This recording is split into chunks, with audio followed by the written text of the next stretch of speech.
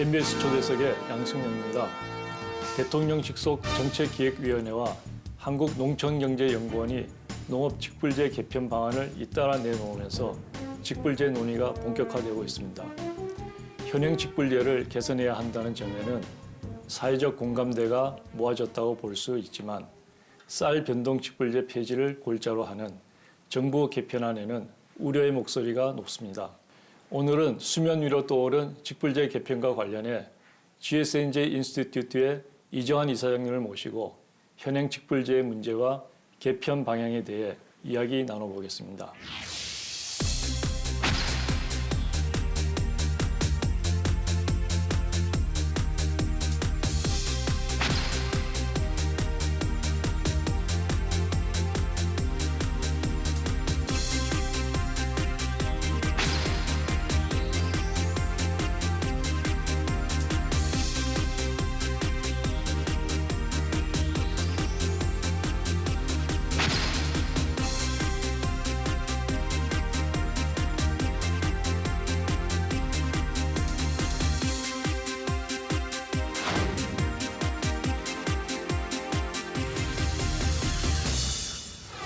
예, 이사장님 어서 오십시오. 나와주셔서 감사합니다. 예, 안녕하세요.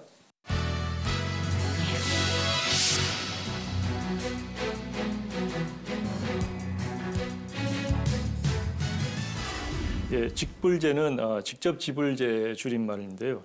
농산물의 시장 가격을 높여서 농가 소득을 보존하는 가격 지지 정책과 달리 정부가 농가의 직접 소득을 보존하는 그런 정책인데요. 먼저 직불제가 무엇인지 어떻게 우리 농업에 도입하게 되는지 그 배경을 좀 설명해 주시기 바랍니다. 어느 나라에서든지 경제 발전을 하게 되면 그 과정 중에서 농업하고 비농업 사이의 그 소득 격차가 자꾸 확대되는 문제가 나타납니다. 그래서 이제 그것에 대응하기 위해서 정부가 직접 농산물을 매입을 해서 농산물 가격을 떨어지지 않게 그렇게 하는 정책을 이제 가격 정책이라고 하는데 그것을 어느 나라든지 다 의존해 왔습니다. 근데 그렇게 가격 정책을 하면 생산이 늘어나가지고 또 가격이 더 떨어지고 더 떨어지니까 더 많이 사야 되고 하는 이제 악순환이 생기는 이제 고민에 빠졌죠.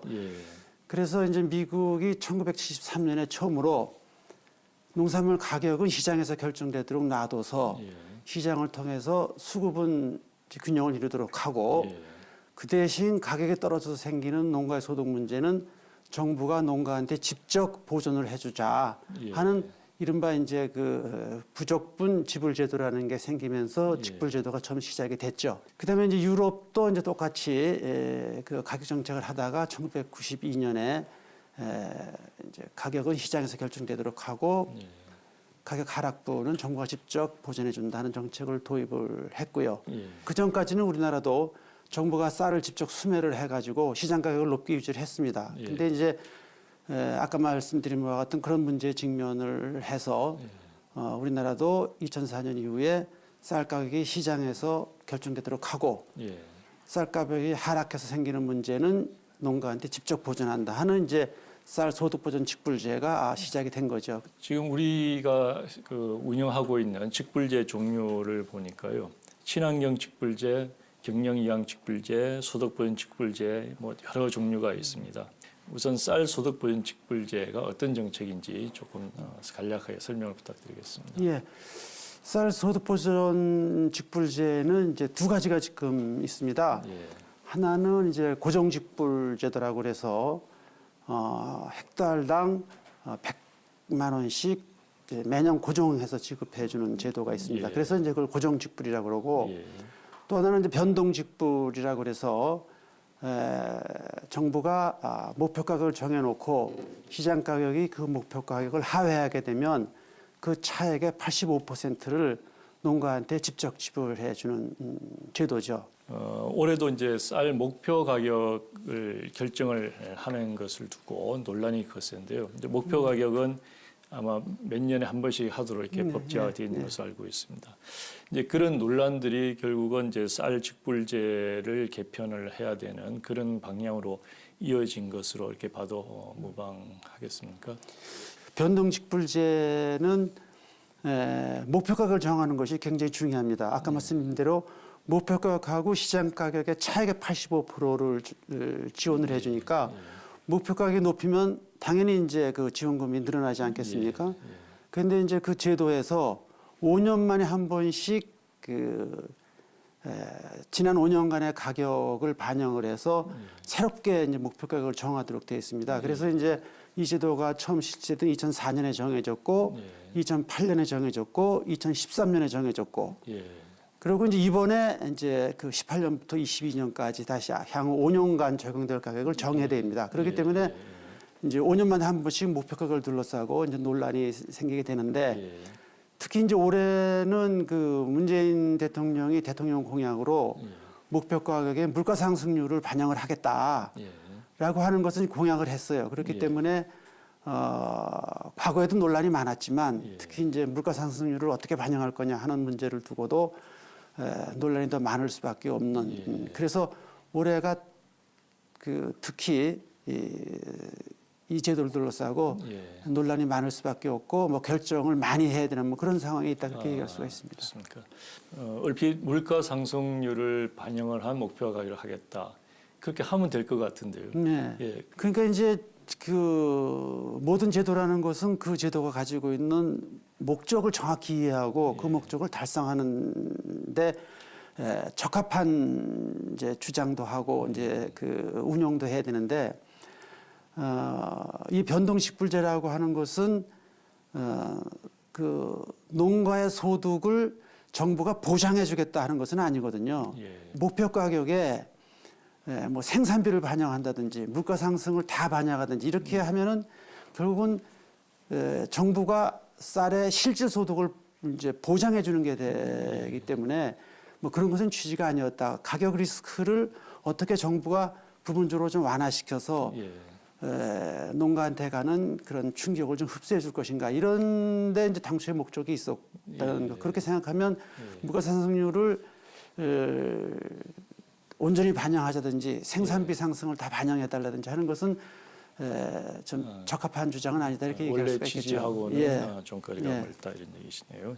그 1997년에 경영이양 직불제를 시작을 해서요. 직접 지불제가 도입된 지가 한 20년이 지났습니다. 우선 그 쌀 소득 직불제가 담당했던 그 역할이라고 할까요? 뭐 긍정적인 성과라고 할까요? 거기서 우선 말씀해 주시죠. 그 1997년에 말씀하신 대로 이제 경영이양 직불제가 도입이 됐고 그 위에 이제 쭉 그 여러 가지 종류가 생겨서 지금 8가지가 되어 있다 그러지만 실제 직불 예산 총 예산 중에서 쌀에 들어가는 것이 뭐 70% 내지 많을 때는 뭐 80% 이렇게 되거든요. 그래서 이제 그 직불제 논의하면 이제 쌀 직불제 논의에 집중될 수밖에 없는 상황인데 근데 이 쌀 소득 보전 직불제가 이제 그렇게 많은 예산을 쓰기 때문에 비판이 굉장히 많지만 사실 2005년도에 쌀값이 1년 사이에 약 16%가 하락을 했습니다. 그다음에 2016년도에 10%가 하락하고 17년도에 다시 또 16%가 하락하는 그런 이제 굉장히 쌀값이 급락한 경험이 그 2005년 이후에 10한 2, 3년 동안에 한 3번 있었거든요. 그런데 이 변동직불제가 있어서 아빠가 말씀드린 대로 값이 떨어지면 목표 가격의 85% 정부가 지원해 주기 때문에 그런 가격의 폭락에도 불구하고 실제 농가 소득에 미치는 영향은 굉장히 소폭으로 이제 완충이 됐습니다. 근데 만약에 그래서 그 쌀값이 1년 사이에 10%, 15%씩 그렇게 하락하는 상황에서 이 제도가 없었다 그러면 아마 농가 경제에 굉장한 충격을 줬고 그것은 단순히 농업소득의 하락을 넘어서 농촌 경제에 굉장한 충격을 줄 수 있었다고 생각을 합니다. 그러면서 많은 예산을 쓰긴 했지만 사실 그 쌀값 그 급락이라고 하는 그런 이제 상황 속에서 농가 경제를 안정시키고 농촌 경제를 안정시키는 그런데 아주 그 굉장히 중요한 역할을 했다. 그런 의미에서 그 효과나 그 기능에 대해서 우리가 충분히 평가를 해야 된다. 저는 그렇게 생각을 하고 있습니다. 그렇군요. 그런 긍정적인 효과에도 불구하고 이제 일각에서는 이것이 수급을 불균형하게 만드는 주 원인이다. 또는 이 직불제를 배분하는 데서 형평성에 문제가 있다. 뭐 이렇게 해서 이제 개편이 불가피하다 이런 여론이 있는데, 자 여기에 대해서 우리 농업경제학과를 대표하신 학자로서는 어떤 입장을 가지고 계신지요? 뭐 제가 대표하고 있는지 잘 모르겠습니다. 그래서 예.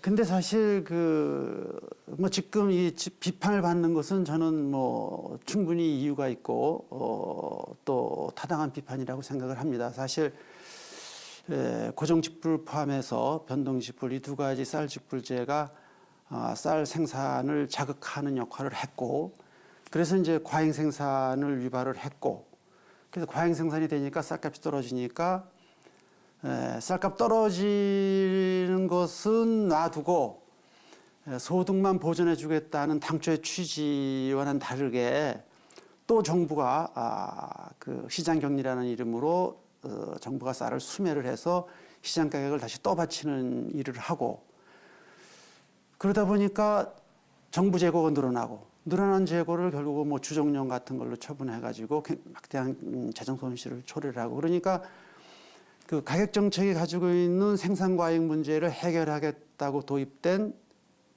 이 쌀 소득 보전 직불제가 쌀 생산 과잉을 또 초래를 해가지고 똑같은 문제를 직면하게 해서 문제는 해결하지 못하고 예산은 많이 들어간 제도다, 이런 이제 비판을 받게 된 거죠. 그런 의미에서 지금 이제 농정의 최대 이슈로 이렇게 등장한 것은 뭐 당연한 일이라고 생각을 합니다. 그런데 저는 이 문제를 운전을 잘못해서 사고가 났는데 이거 자동차가 이게 나빠서 그렇다고 자동차를 바꿔야 되겠다 이러면 안 되는 거잖아요.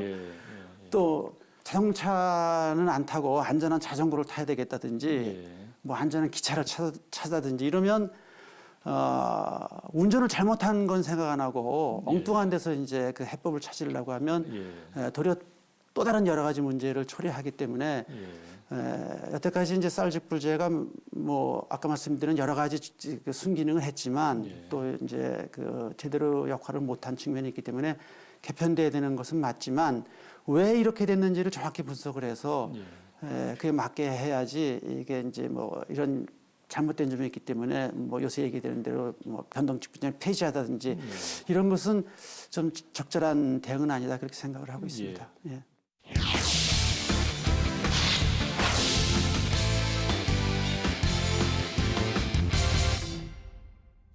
1970년대 이후에 이제 선진국 농정을 보면은 그 직불제 중심으로 이제 개편이 되고 있고요.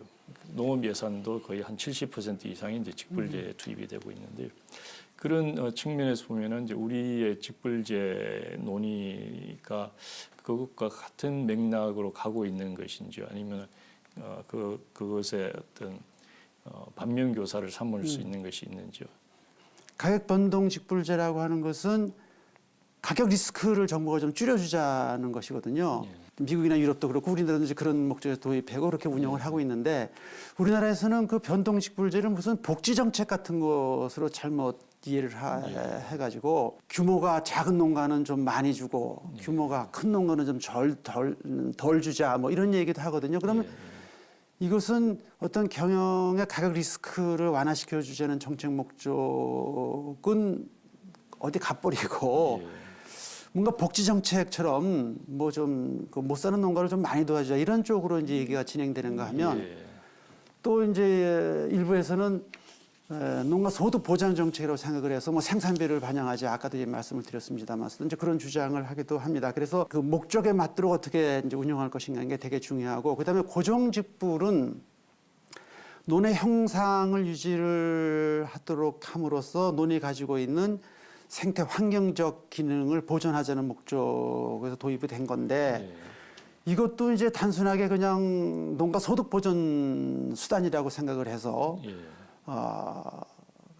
금액을 이제 그 기준 없이 자꾸 올리자는 주장을 하고, 실제 뭐 50만 원에서 한 100만 원까지 이렇게 이제 많이 증가를 하고, 또 논이 가지고 있는 생태 환경적 기능을 제대로 잘 그 보존하고 있느냐 하는 것에 대한 어떤 그 검증이나 그런 것도 없이 이제 그 지급하는 그런 이제 문제들을 가지고 있습니다. 그래서 선진국들이 했던 방식을 따라서 우리가 쭉 해오고는 있는데 그 제도가 가지고 있던 목적을 정확히 이해하고 그에 맞게 이렇게 운영하지 못한 측면, 그것이 굉장히 좀 안타깝다 그렇게 말씀을 드릴 수가 있겠습니다. 이 변동 직불제가 쌀 생산을 조건으로 지급이 되고 있기 때문에 그런 측면에서 쌀의 과잉 생산을 유도한다.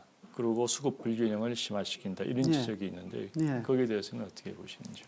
이 직불제가 과잉 생산을 유도하지 않으려면 그 지급액이 당년 생산량이나 면적의 연계가 안 돼야 되거든요. 이게 만약에 이 직불액이 많이 생산하면 많이 받게 되면 가격 정책과 유사한 효과를 나타내지 않겠습니까? 그렇죠. 그래서 당년 생산과 관계없이 지급한다. 그것은 생산 비연계 방식이라고 이제 소위 얘기를 하는데, 그래서 기준 연도에 벼를 심었으면 올해는 벼는 아니고 다른 작목을 심든지 혹은 뭐 심지어 휴경을 해도 지급을 한다라고 하는 것이 생산 비연계 방식이고, 미국도 이제 1973년에 처음 도입했을 때는 우리나라처럼 그렇게 당년 생산 면적에 대해서 지급을 했었는데 85년 이후에는 당년 생산과 관계없이 지급하는 쪽으로 이제 그렇게 바꿨거든요. 근데 우리나라는 2004년에 이거 처음 도입될 때도 이제 미국이 85년부터 생산 비연계 방식으로 갔기 때문에 우리나라도 그렇게 가야 된다는 주장이 굉장히 많이 있었는데 그러니까 막 논란 끝에 미국이 1973년에 도입하고 85년에 이제 폐지한 생산 연계 방식으로 갔어요. 그러다 보니까 이게 이제 과잉 생산을 유발하는 요인으로 작용을 하게 된 거죠. 그다음에 이제 고정직불은 벼를 생산하지 않아도 지급해서 생산 비연계 방식으로 돼 있는데 문제는 뭐냐면 농가들은 벼 직불제, 쌀 직불제라고 그러니까 이것도 쌀을 생산해야만 준다고 생각을 하는 농민이 굉장히 많아요. 그러다 보니까 고정직불도 또 이제 증산 요인으로 작용을 하고, 그래서 이제 쌀 직불제가 생산 쌀의 과잉 생산을 초래하는 이제 그런 요인으로 됐는데, 그래서 우선 시급해야 되는 것은 변동직불제가 당년 쌀 재배 면적에 따라서 지급하던 데서부터 당년 재배 면적과 관계없이 기준 연도에만 그 쌀을 심었으면 그 면적에 대해서 지급한다 하는 방식으로 빨리 바꿔야 됩니다. 그다음에 두 번째, 이제 고정직불은 비연계 방식으로 돼 있는데도 불구하고 농가들이 이제 오해를 하고 있기 때문에 변동직불도 비연계 방식으로 바꾸고 고정직불과 더불어 이것은 벼를 안 심고 다른 작목을 심어도 똑같이 지급을 합니다 하는 것을 철저하게 이렇게 홍보 교육을 해서 이 제도가 쌀 생산을 유인하는 그런 기능을 갖지 않도록 하는 것이 하여튼 가장 시급한 건데, 이게 2004년부터 논란이 됐는데 아직까지 해결이 안 되고 그냥 있습니다. 참 안타까운 일이죠. 안타까운 일이네요.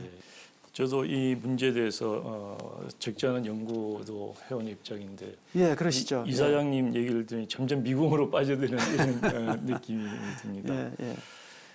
쌀 직불제가 생산을 자극하는 문제와 더불어서 지금 이 쌀 직불제를 개편하는 큰 방향의 명분 중에 하나가 형평성 문제이거든요. 타 농가와의 형평성, 그리고 큰 농가와 작은 농가 간의 형평성 문제가 있다. 이 문제에 대해서는 어떻게 생각하시는지요? 이게 무슨 복지 정책이 아니거든요. 그렇기 때문에 규모가 큰 농가는 조금 주고 규모가 작은 농가는 뭐 좀 가난할 테니까 많이 준다. 이것은 이 제도가 추구하는 목적과 전혀 맞지 않는다 하는 점을 이제 강조하고 싶고요. 농가의 소득이라는 것이 쌀 소득뿐만 아니라 다른 작물 소득도 있고 뭐 축산 소득도 있고 또 농해 소득도 많지 않습니까? 그렇기 때문에 경제 규모가 작은 농가라고 또 반드시 소득이 작은 농가도 아니에요. 그런데 규모가 작은 농가는 규모가 큰 농가보다 다 가난한 농가라고 생각해서 더 많이 주겠다는 것은 복지 정책적 측면에서도 타당성이 없습니다. 그래서 저는 이 변동직불제를 그 어떤 규모에 따라서 이렇게 좀 차등해서 지급하겠다고 하는 것은 목적에도 안 맞고 또 어떤 복지 정책적 측면에서 보더라도 타당성이 없다. 그래서 저는 왜 그런 주장을 하는지 잘 좀 이해가 안 되는 측면이 있습니다. 제가 이해하는 그 지금 개편 방향은 이제 크게 세 가지로 정리를 할 수 있을 것 같은데, 하나는 변동직불제는 폐지한다. 네. 두 번째는 고정직불제를 다른 여러 직불제와 합쳐서 그 고정직불화하되 네. 하후 상박을 한다. 네. 규모가 작은 농가한테 많이 주고 규모가 큰 농가한테는 작게 준다. 네. 그리고 세 번째는 쌀뿐만 아니라 모든 작물에 공이 똑같이 지불한다. 네. 요 세 가지로 요약을 할 수 있을 것 같습니다. 네. 지금 이제 하후 상박과 관련된 문제는 이 고정 직불을 복지 정책의 관점에서 보는 것이기 때문에 그런 주장이 나왔다, 이런 말씀이시죠. 이것이 친환경 또는 농업이 갖는 공익적 기능에 대해서 주는 것이면은 그 큰 규모 큰 농가가 많이 받는 것이 큰 문제가 없을 수 있는데, 그래서 복지 정책 관점에서 보기 때문에 그렇다, 이런 말씀이신 것 같고요. 지금 타 작목도 쌀과 똑같이 준다라고 하는 부분에 대해서는 어떻게 보시는지? 쌀에만 주던 것을 중요 작목으로 좀 확대를 해서 쌀 변동직불제와 같은 것을 다른 작목을 좀 확대를 하자. 그래서 이름을 쌀 변동직불제 그러지 말고 그냥 농산물 가격 변동 대응 직불제 이렇게 바꿔서 중요 품목으로 확대하자. 그렇게 되면 이제 쌀에만 집중돼서 과잉 생산을 유도하던 것이 굉장히 이제 소멸될 것이다 하는 것이고요. 근데 이것은 이제 예를 들면 미국 같은 데서 앞에서 말씀드렸지만 변동직불제를 하지만 미국은 15개의 작목에 대해서 지금 하고 있습니다. 중요한 경정 작물은 이제 대부분 다 포함되도록. 그래서 우리나라도 이제 확대를 해야 되고, 그리고 이제 그 우리나라가 지금 이제 그 WTO 체제 안에서 그 다음에 이제 FTA를 굉장히 많이 세계에서 뭐 가장 많이 받은 나라 중에 하나가 돼가지고 수입 농산물이 급격히 늘어나고, 그래서 농산물 가격이 하락하니까 이제 뭐 농가들이 새로운 작목을 찾아서 막 이동하고, 그래서 그 농산물 가격이 굉장히 불안한 그런 특성을 가지고 있습니다. 그래서 이런 상황 속에서 우리나라 농가 경제가 안정이 되고, 그래서 농가들이 투자도 하고 어떤 혁신도 하고 그러려면은 그렇게 가격 리스크를 높은 가격 리스크를 정부가 어떻게 완화시켜 줘야만 농가들이 마음 놓고 투자도 하고 혁신도 할 수 있는 그런 생태계가 된다, 그렇게 생각을 하기 때문에, 그래서 쌀 생산 과잉 문제도 해결을 하고, 그 다음에 쌀뿐만 아니라 중요한 농산물의 다가 겪고 있는 가격 리스크를 정부가 좀 쌀과 똑같이 좀 흡수를 해서, 그래서 어떤 농업 경영이 어떤 투자와 혁신에 촉진될 수 있는 그런 생태계를 만들자. 그런 측면에서 쌀 변동 직불제를 주요 품목으로 좀 확대를 해서 가격 변동 대응 직불제로 확대 발전시키자. 그런 것이 굉장히 지금 2단계 우리나라 농업에서 필요한 게 아닌가, 그렇게 생각을 하고 있는 거죠. 제가 이야기로는 그 정책기획위원회나 정부의 안은 오히려 그 반대 방향으로 지금 가는 것 같습니다. 변동직불을 아예 없애고, 그 쌀을 포함해서 변동직불을 아예 없애고, 변동직불금을 주던 것을 모아서 고정직불로 묶어서 주자. 그리고 그 고정직불을 여러 품목에 공이 주자. 뭐 이런 주장인데요. 어떤 문제가 있을 것으로 예상을 하십니까? 변동직불제는 변동직불제의 목적이 있고, 고정직불제는 고정직불제의 목적이 있어서 다 이제 출발을 한 거거든요. 그 위에 나오는 이제 경관직불제라든지 뭐 환경보존직불제는 또 그 나름대로의 목적을 가지고 있고, 그런데 변동직불제가 여러 가지 문제가 있으니까 그것은 없애고 그것을 그냥 고정직불로 해서 좀 몰아주자 라고 하는 것은, 그러면 앞으로 만약에 그 쌀 가격이 뭐 작년 올해는 지금 굉장히 많이 올라서 괜찮지만 앞에서 말씀드린 대로 2005년이라든지 2010년, 2011년과 같이 그 쌀값이 큰 폭으로 만약 하락하는 상황이 다시 오면 예. 그때 어떻게 할 것인가. 그러니까 가격 리스크를 완화시켜주는 것이 현재의 농가들에게서 가장 핵심적인 요소인데 예. 중요한 요소인데 그것에 대응하기 위해서 만들어놓은 고정 변동직불제를 그걸 그냥 뭐 여러 가지 문제가 있으니까 그건 없애고 고정직불제를 좀 더 올려서 가자라고 하는 것은 저는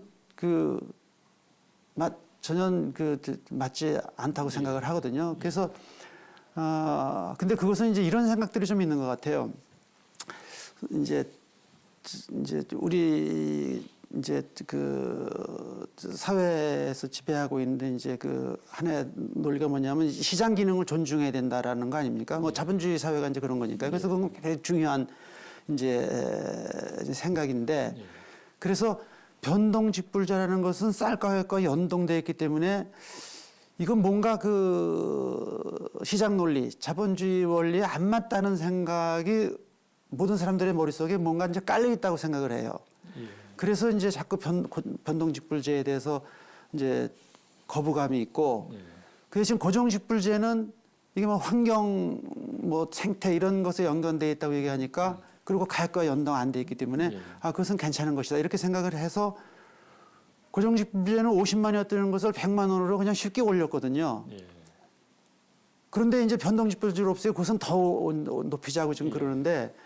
사실 고정직불제도 앞에서 말씀드렸지만 생산과잉을 초래하는 역할, 그런 부작용을 현재도 가지고 있고 또 그 고정직불이라는 것이 논을 보존해서 논의 생태 환경 보존 기능을 하자는 그런 목적을 가지고 있고 그래서 그것이 이제 WTO에서 이제 그 허용 대상 보조로 이렇게 이제 되고 있는 건데 사실 그런 본래 목적에 맞게 지금 운영이 되고 있고 그런 역할을 하고 있느냐 하는 것은 굉장한 의문이 또 가지고 있는 거거든요. 그래서 저는 지금 그냥 그 변동직불제를 없애고 고정직불제를 좀 더 늘려주겠다고 하는 것은 변동직불제가 해야 되는 그 가격 리스크 완화 기능을 포기하는 문제가 있을 뿐만 아니라 환경 생태 보존 기능에 대해서 철저하게 검증이 안 된 상태에서 고정직불만 늘려주는 것은 지금은 뭐 괜찮을 것 같지만 좀 지나면 그것이 또 다른 역풍을 초래할 수도 있다. 그런 의미에서 굉장히 신중하게 생각을 해야 된다. 그렇게 생각을 하죠. 그 정부가 지금 추진하고 있는 개편 방향, 변동직불을 없애고 고정직불을 확대하는 이 방향에 대해서는 상당히 신중한 접근을 해야 된다. 우리가 예상하지 못했던 많은 부작용이 있을 수 있다 이런 말씀이시네요. 저도 지금 이사장님과 거의 비슷한 방향이긴 한데요. 정부안은 지금 변동직불을 없애고 고정직불을 확대하는 것인데 이사장님께서는 그 반대로 변동직불을 오히려 확대를 해야 된다. 여러 품목에. 그렇죠. 그렇게 해야 우리 농업 전체의 그 경영 안정 이것이 확보가 된다 이런 말씀이신데 다만 생산을 자극할 수 있는 그러한 기능은 그것을 생산 비연계 방식으로 바꿔서 그 문제를 해결해야 된다 이런 말씀이시네요. 상당히 우리가 검토를 해봐야 될 그런 방향이 아닌가 이렇게 생각이 듭니다. 여당과 정부는 이제 최근 당정 협의회를 통해서 그 현행 직불제를 공익형으로 전환하기로 하고 개편 방향을 제시를 했습니다. 그 내용을 보면은 이제 논밭 구분 없이 면적에 따라서 일정에게 직불금을 지급하는 대신에 쌀 변동 직불제를 폐지하는 것 이것이 이제 골자인데요. 이 같은 개편안에 대해서 농업계에서는 상당히 우려와 반대 여론이 일고 있습니다.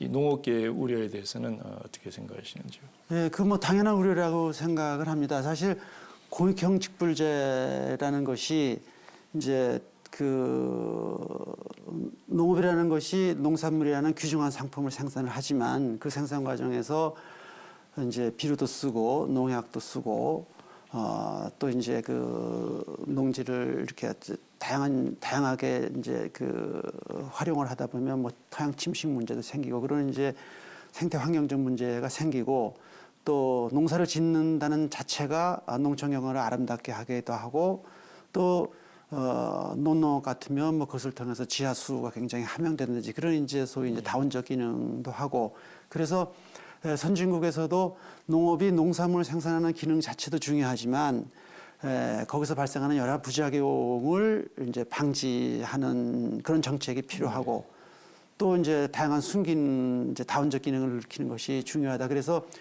우리나라에서 얘기하는 이제 공익형 직불제라는 것을 굉장히 이제 확대를 하고 있죠. 예. 우리나라에서도 이제 공익형 직불제를 많이 늘려야 되는 것은 맞습니다. 예. 그런데 이 변동 직불제와 공익형 직불제 어느 것이 더 좋은 직불제냐 이 논쟁을 지금 하고 있거든요. 예. 그래서 변동 직불제는 과잉 생산을 하니까 나쁘고 공익형 직불제는 환경 생태 보존하니까 좋은 거니까 이건 없애고 이건 하자. 그래서 제가 이제 어느 칼럼에서 그런 얘기를 했습니다.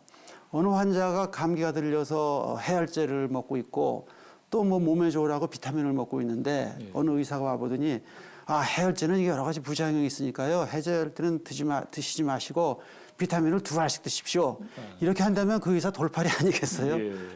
그래서 우리나라는 지금 가격 변동이라고 하는 가격 리스크라는 그런 이제 열병이 있기 때문에 그것은 변동 직불제로서 이제 대응을 해야 되고 또 이제 비타민이라든지 영양제 같은 것을 해서 몸을 건강히 하는 것은 중요하기 때문에 그래서 공익형 직불제를 통해서 농업이 건강하게 되도록 하는 것은 중요한 건데 두 가지가 다 중요한 것이지 이건 나쁘고 이건 좋은 것이니까 뭐 이건 이것으로 이것은 줄이고 이걸 늘리자든지 이렇게 하는 것은 적절한 대처는 아니다 그렇게 생각을 합니다. 그래서 공익형 직불제를 앞으로 늘려야 된다는 데는 저도 전적으로 공감을 하고 또 선진국 농촌도 그렇게 되고 있지만 그러나 그것이 변동 직불제를 대체할 수 있는 것은 아니다.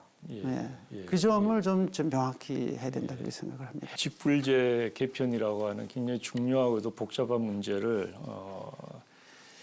우리 시청자들께서 얼마나 잘 이해하셨는지 잘 모르겠는데 마지막으로 우리 이사장께서 생각하시는 직불제 개편의 방향을 한번 정리를 한번 해주시죠. 의료 라운드 타결 이후에 우리나라 농업의 가장 큰 문제는 투입제 가격은 상승하는데 농산물 가격은 하락해서 농가의 경영 여건이 굉장히 악화된다는 것이 제일 큰 문제라는 것은 뭐 대부분 전문가들이 다 이제 인정하고 있는 거라고 생각을 합니다. 그래서 그런 의미에서 직불제가 그것에 대응을 하는 게 제일 중요하기 때문에 그래서 누누이 강조를 하지만 거기서 발생하는 가격 리스크를 흡수하는 변동 직불제는 폐지할 것이 아니라 다른 주요 작목으로 확대를 해서 농가가 안심하고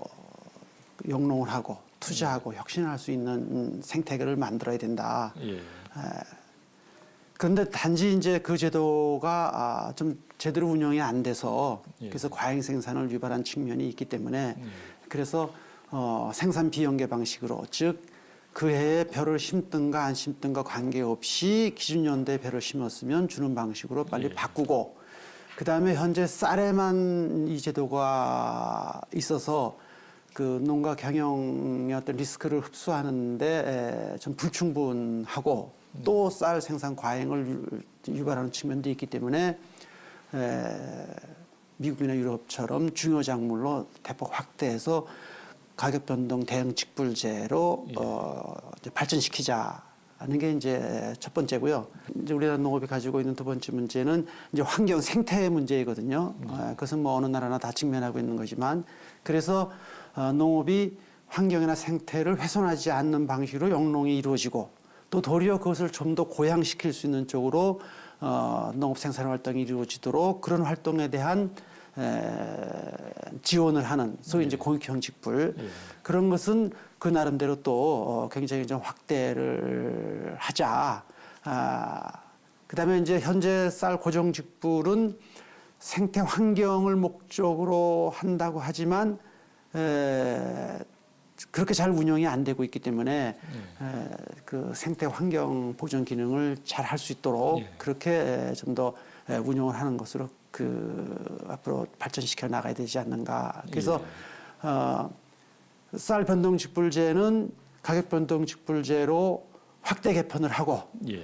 그다음에 고용형 직불제는 그 목적에 맞게 다양한 직불제를 만들고 철저하게 이제 감시를 하고 예. 쌀 고정 직불제도 그런 그 생태 환경 보전 기능을 잘 하도록 예. 그렇게 운영을 하는 그런 쪽으로 농업계 그다음에 뭐 정부 그다음에 비농업계가 좀 이제 서로 또 합의를 하는 예. 그리고 그 합의에 따라서 앞으로 그 규범에 따라서 운영하는 그런 예. 게 돼야 우리나라가 좀 제대로 되지 않나 그런 생각을 하고 있습니다. 그렇군요. 우리 농민들한테 굉장히 중요한 직불제 개편을 앞두고 일반 시청자와 국민들에게 한 말씀 부탁드리겠습니다. 그 농업인들은 어떤 정책, 뭐 구체적으로 이 직불 정책이 어떻게 되는 것이 우리한테 어떤 그 실익이 있고 또 어떤 부작용이 있는가 이것을 좀 철저히 검토를 해가지고 이제 앞으로 그 개편에 적극적으로 좀 참여를 했으면 좋겠다. 그래서 목표 가격을 높이는 데만 집중을 하면 여러 가지 부작용이 나타나가지고 지속 가능하지 않기 때문에 제가 지금 주장을 합니다만서도 생산 비용의 방식으로 가고 품목을 확대하는 그런 쪽으로 좀 이렇게 주장을 좀 모아주셨으면 좋겠고요. 그다음에 이제 이 직불제 들어가는 것이 단순히 농가들한테 그냥 돈을 퍼주는 것이 아니라 농가 경영을 안정시켜서 우리 소비자들이 꼭 필요한 그런 이제 우리 그 농산물을 생산할 수 있는 여건을 만드는 기본 여건을 만드는 거거든요. 제가 자주 얘기합니다만서도 시장에 나갔더니 중국산 채소하고 과일밖에 없고 미국산 쇠고기밖에 살 것이 없다. 그러면 소비자들이 얼마나 정말 끔찍하겠어요. 그다음에 그 농촌에 갔더니 사람도 아무도 안 살고 거기 갔더니 뭐 농촌 농업과 관련된 아무런 서비스도 없고 황량하다. 그러면 그건 또 우리 국민들의 삶이 얼마나 척박해지겠어요. 그래서 이 농업 농촌을 잘 보존한다고 하는 것은 단순히 어떤 농가들을 위해서가 아니라 그것을 통해서 소비자들이 꼭 필요한 수입 농산물이나 다른 산업의 상품으로 대체될 수 없는 그런 이제 상품, 그런 서비스, 그런 공간, 그런 것들을 우리가 향유하기 위해서 그래서 이제 직불제라고 하는 것을 하는 것이다. 이것에 대해서도 우리 일반 소비자 시민들께서도 좀 꼭 이해를 해 주시고 이것에 관심을 가지고 지켜봐 주셨으면 그렇게 생각을 합니다.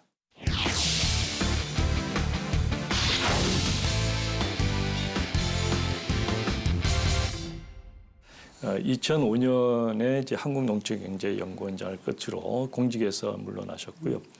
그러나 그 이후에 더욱 활발한 어떤 연구나 오피니언 리더로서 활동을 하고 계신데요.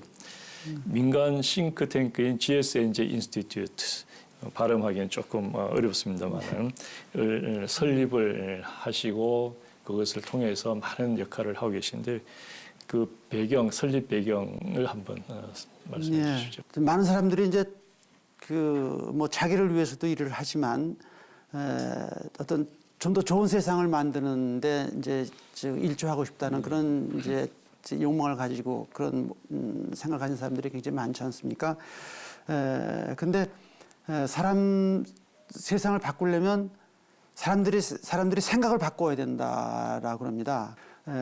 사람의 생각을 바꾸게 하는 중요한 하나의 수단은 뭐냐면 사람들한테 당신이 이런 행동을 하면 이런 선택을 하면 어떤 결과가 초래됩니다. 라는 것을 정확하게 알려줌으로써 이렇게 하면 안 되겠구나, 이렇게 해야 되겠구나 하는 것을 결정하게 된다고 그러거든요. 그래서 이제 연구라는 것은 그렇게 사람들한테 당신들의 선택이 어떤 결과를 초래하는지를 확실하게 이제 알려줘서 좋은 생각을 바꾸고 그래서 더 좋은 세상을 만든다. 뭐 그것이 이제 연구의 목적이라고 저는 이제 생각을 하는데요. 그러려면 이제 사람들이 그 연구 결과를 믿어야 되거든요. 근데 이제 많은 경우에 이제 뭐 연구자나 연구소에서 나온 것이 그 정부가 시켜서 한 거다. 아니면 뭐 기업이 뭐 이익을 대변해서 하는 거다. 그렇게 생각을 하는 경우가 굉장히 많습니다. 그래서 이제 저는 그런 어떤 정부나 어떤 기업이나 아니면 뭐 심지어 농민 단체나 이런 데서부터 독립된 그래서 정말 어떤 분석 결과에 의존해서 사람들에게 이렇게 하면 이렇게 됩니다 하는 것을 알려줘서 사람들이 그것을 믿고 그래서 생각을 바꾸게 하겠다 뭐 그런 생각을 가지고 이제 좀 거창하죠. 예. 지금 이제 13년이 됐습니다만서도 지금도 이제 열심히 하고 있고 뭐 다행히 그 GSNJ에서 나오는 그 보고서들이 뭐 신뢰할 만하다 그런 평가도 좀 받고 있어서 잘한다 그러면 더 잘하잖아요. 그래서 그냥 열심히 하고 있습니다. 13년 동안 GSNJ를 운영하시면서 많은 이제 연구와 어떤 그 기여를 하셨는데 가장 보람 있었을 때가 있다면은 그 한국농촌경제연구원에 들어온 것이 1980년입니다. 이제 그 이후에 쭉 이제 그 지금 우리가 이제 38년, 40년 이렇게 이제 돼가는데 사실 우루과이 라운드가 타결된 그 다음엔 96년에 아마 우리나라에서 직불제 문제를 처음 다루고 보고서를 쓴 것은 그 보고서라고 생각을 하는데 그 6월 이후에 직불제의 도입에 대한 그 연구 그런 보고서를 냈거든요. 그게 지금도 생각하면 그 시절에 그런 보고서를 냈다는데 굉장히 그 좀 보람 있다고 생각이 되고요. 두 번째는 이제 농협연에서 그 농업 부문에 이제 다양한 어떤 정책이나 변화가 생기면 어떤 결과가 나타날 것인가를 예측하는 그런 이제 그 모델이 있습니다. 그걸 제가 한 뭐 과장하면 한 7, 8년 동안 이제 시도를 했는데 이제 잘 안 됐었는데 그게 이제 1998년경에 그게 이제 그 만들어져 가지고 그게 지금도 이제 농촌경제연구원에서 그 예측 모델로 굉장히 중요하게 물론 그 위에 굉장히 발전을 시켰지만 하여튼 제가 그 원형을 제가 만들었던 의미에서 제가 그 농경연에서 그에 관련된 리포트가 나올 때마다 굉장히 이제 그 뿌듯한 느낌이 들고요. 그다음에 지금 이제 그 한국농촌경제연구원에서 하는 농업관측사업이라고 있지 않습니까? 그 요새 뭐 매년 초에 전망대회라고 그래서 뭐 한 1,500명 이상 모이는 그런 이제 아주 거대 행사로 이제 발전하고 그랬는데 그걸 초기에 이제 그 사업을 착수를 해가지고 지금 같은 이제 체제의 기반을 닦는 일을 한 2년간에 걸쳐서 했던 것. 뭐 그때 막 뭐 밤새다시피 하고 일다고 그랬었는데 뭐 그것도 굉장히 이제 기억에 남는 거고요. 오늘 문제가 된 쌀 소득 보전 직불제. 이게 2004년에 이제 그 논의가 돼서 2005년부터 시행이 되는데 사실 이 제도를 당시에 이제 그 농어촌 특별위원회 대통령 직속기구에서 이제 이거를 그때 논의를 했었는데 제가 그때 그 사무국장을 하면서 이 제도를 정말 열심히 그 만들어 가지고 농림부나 당시 이제 기획원이나 이런 쪽하고 많은 논쟁을 하면서 이 제도가 진짜 정책으로 도입이 됐거든요. 그래서 제가 이 제도를 지금 이제 폐지한다는 데 대해서 정말 그 안타까운 마음을 금치 못하는 건데, 뭐 그것이 굉장히 그 정말 보람이 있던 일이고요. 그다음에 이제 그 GSNJ를 이제 설립이 돼가지고 13년 동안 이제 또 뭐 국책연구소에서 있었던 때와는 저런 다른 그런 입장과 그런 자유로움을 가지고 이제 막 굉장히 다양한 분야의 이제 보고서를 내고 뭐 사람들이 또 그것에 대해서 또 뭐 그렇게 관심을 가지고 그런 것들이 참 보람 있고 그렇다 그런 생각을 합니다. 말씀을 들어보니까 우리 농업 정책의 중요한 길목마다 다 우리 원장님, 이사장님의 그 역할이 있어서 이런 오늘날 큰 그 정책이나 제도적인 줄기가 만들어졌다. 특히 오늘 우리가 논의를 했던 그 쌀 소득 보전 직불제의 그 틀을 만드신 분이기 때문에 더욱 더 애정이 또 많이 가고 단지 그것은 개인적인 애정뿐만 아니라 이 제도의 어떤 본래의 뜻을 잘 이해를 하셔서 방향을 제시해 주신 거라고 이렇게 생각하고요. 요즘 이제 남북 관계가 그 숨가쁘게 전개가 되면서요, 그 남북 경제 협력에 대한 관심도 굉장히 높아지고 있는데 농업 분야는 남북 교류에 있어서 아마 선두주자가 아닐까 이렇게 생각이 듭니다. GSNJ 입장에서는 이 문제에 대해서 어떻게 준비하고 계신 또는 뭐 연구를 하고 계시는 게 있으면 소개를 예, 해주시죠. 사실 GSNJ가 이제 그 설립 당시부터 중요한 연구 분야로 농업, 농촌, 식품이 있고요. 예. 그다음에 북한 동북아 지역 연구를 예. 두 번째 분야로 이렇게 하고 있습니다. 그래서 예. 설립 때 당시부터 이제 그 남북 경제 공동체를 이루고 더 나아가서 동북아 전체의 그 교류 협력이라는 것이 우리 국가에 있어서 굉장히 중요한 그 아젠다다 이렇게 생각을 해서 그래서 지금 이제 저희가 조직도 농정연구 전략 예. 그 연구소가 있고 예. 그다음에 북한 동북아 연구소가 있고 예. 거기에 지금 이제 또 남북 문제 전문가인 그 권태진 박사라는 분이 또 소장을 맡아가지고 예. 지금 굉장히 활발하게 활동을 하고 있죠. 예. 예. 2018년도 이제 한 달 채 남지 않았는데 다가오는 2019년 우리 농업과 농촌을 뜨겁게 달굴 위협과 기회가 있다면은 어떤 것이 있을까요? 그 북미 관계가 앞으로 어떻게 되느냐에 따라서 좀 달라지긴 하겠지만 아마 그 남북 관계 농업 부문이 교류 협력의 마중물 역할을 하기 위해서 어떤 역할을 어떻게 할 것이냐 하는 것이 내년에 그 우리 농업계에서 굉장히 많은 관심을 가지고 그 얘기가 많이 되지 않겠는가 그렇게 이제 생각을 하고요. 두 번째는 이제 그 축산 문제입니다. 그 축산이라는 것이 이제 굉장히 뭐 중요한 그 산업이지만 또 이제 환경적으로 여러 가지 문제를 또 내포하고 있는 것이기 때문에 그래서 지금 이제 무허가 축사 문제라든지 축산 분뇨 처리 문제라든지 이런 것들이 이제 항상 그 저는 그것이 이제 뭐 지뢰와 같다 그렇게 얘기를 하는데요. 언제 어떤 문제가 터질지 모르는 것이고 또 뭐 그 연관도 됩니다만서도 하여튼 또 식품이 가지고 있는 안전성 문제 이건 뭐 세계적인 관심사인데 그것도 뭐 예측할 수는 없으나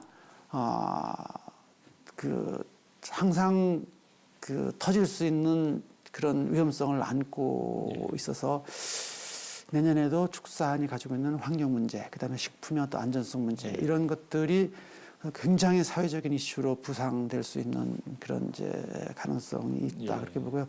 쌀값 문제 이제 앞에서 말씀드렸지만 이제 그 쌀값이 뭐 대폭 폭락했다가 이제 작년 가을부터 최근까지 이제 또 그 한 급상승을 했는데 앞으로 계속 이렇게 상승할 것인지 아니면 이것이 다시 이제 또 곤두박질 것인지 그렇게 되면 이제 뭐 더더군다나 뭐 변동직불제가 폐지된 상황에서 그런 상황이 된다면 이건 뭐 아마 그 정말 굉장한 문제가 되겠죠. 그다음에 이제 속값은 또 굉장히 속값도 지금 좋습니다. 계속 상승하고 있고 송아지 값도 상승하고 소의 값도 상승하고 그런데 이것도 이 상승세가 계속은 가지 못할 것이거든요. 이제 내년에 꺾이든지 후년에 꺾이든지 꺾일 텐데 그래서 지금 상승하고 있는 쌀값, 상승하고 있는 이제 속값 이것이 내년에 어떻게 되느냐 하는 것에 따라서는 굉장히 이제 그 뜨거운 이슈로 부상할 수도 있다 이렇게 생각이 되고요. 지금 이제 뭐 미국의 보호무역주의로 해서 뭐 세계 교육 질서가 굉장히 흔들리고 있지 않습니까? 그래서 지금 그 TPP 태평양 무역 자유화하는 그것이 이제 지금 CPTPP라는 이름으로 변형돼 가지고 그게 이제 발효되는데 우리나라가 거기에 이제 적극적으로 아마 가입하지 않을 수 없리라 생각이 되고요. 그것이 내년에 가시화되면 이제 농업 쪽에서 굉장히 또 큰 이슈가 되지 않을까 그렇게 생각합니다. 오늘 장시간 우리 쌀 직불제와 관련된 문제 그리고 우리 농업 전반에 관련된 귀한 말씀을 잘 들었습니다. 고맙습니다. 예, 감사합니다. 직불제 문제는 우리 농업에 있어 해결해야 하는 뜨거운 감자임에 틀림없습니다. 그러나 쌀값지 정책이 제대로 뒷받침되지 않는 상태에서 성급하게 변동 직불제를 폐지한다면 상당한 부작용이 나타날 수밖에 없을 것입니다. 직불제는 한국 농업 전체에 막대한 영향을 미치는 중요한 문제인 만큼 개편을 위해서는 보다 다양한 의견 수렴과 충분한 검토가 반드시 선행되어야 할 것입니다. 함께해 주신 여러분 고맙습니다.